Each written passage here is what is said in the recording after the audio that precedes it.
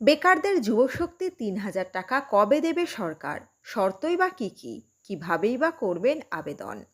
বেকাররাই যুবশক্তির ভাতা পাবেন। এর জন্য থাকতে হবে ডিবিটি লিঙ্ক।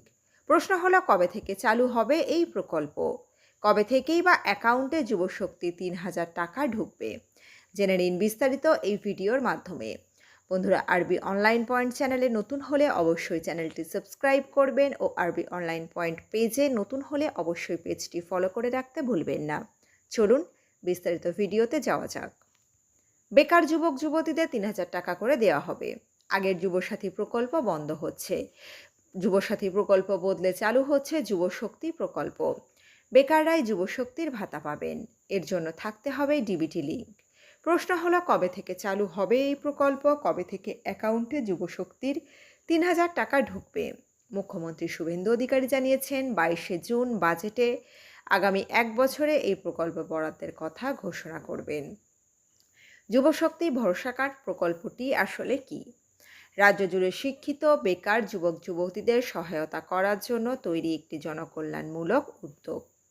আগের সরকার যুবশ্রী প্রকল্প চালু করেছিল। এর জায়গায় আছে যুবশক্তি ভরসা কার্ড। এতে মাসিক ভাতা দ্বিগুণ হয়েছে। কর্মজীবনের উন্নয়নে সহায়তার জন্য একটি অতিরিক্ত এককালীন অনুদান চালু হয়েছে। এই প্রকল্পের আওতায় সুবিধাধারীরা মাসিক ৩,০০০ টাকা করে ভাতা পাবেন। যোগ্য রাজ্য সরকারের আবেদনকারীদের জন্য 4টি কঠোর শর্ত নির্ধারণ করেছে। যদি এই সমস্ত শর্ত পূরণ না করেন তাহলে যাচাইয়ের সময় আবেদনপত্র বাতিল হয়ে যাবে। প্রথমত, শিক্ষাগত যোগ্যতা।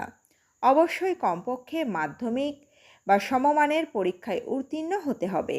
অবশ্যই পশ্চিমবঙ্গের স্থায়ী বাসিন্দা হতে হবে। বয়স অবশ্যই 21 থেকে 40 বছরের মধ্যে হতে হবে। আবেদন করার সময় অবশ্যই সম্পূর্ণ বেকার হতে হবে। যুবশক্তি ভরসা কার্ডের জন্য আনুষ্ঠানিক পোর্টালটি ইতিমধ্যে তৈরি করা হয়েছে।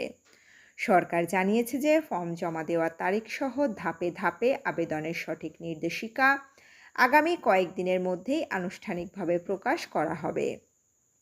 টাকা কিভাবে দেওয়া হবে? অনলাইনে আবেদনপত্র জমা দেওয়ার পর রাজ্য সরকার জমা দেওয়া সমস্ত তথ্য পুঙ্খানুপুঙ্খভাবে পরীক্ষা ও যাচাই করবে। সফল যাচাইকরণের পর মাসিক ৩,০০০ টাকার ভাতা সরাসরি রেজিস্টার্ড ব্যাংক অ্যাকাউন্টে জমা করে দেওয়া হবে। তো বন্ধুরা, এই আপডেটে ছিল এতটুকুই। দ্রুত ফিরে আসছি নতুন আপডেট নিয়ে। আরবি অনলাইন পয়েন্ট চ্যানেলে নতুন হলে অবশ্যই চ্যানেলটি সাবস্ক্রাইব করবেন ও ফেসবুক পেজে নতুন হলে অবশ্যই পেজটি সাবস্ক্রাইব করতে ভুলবেন না।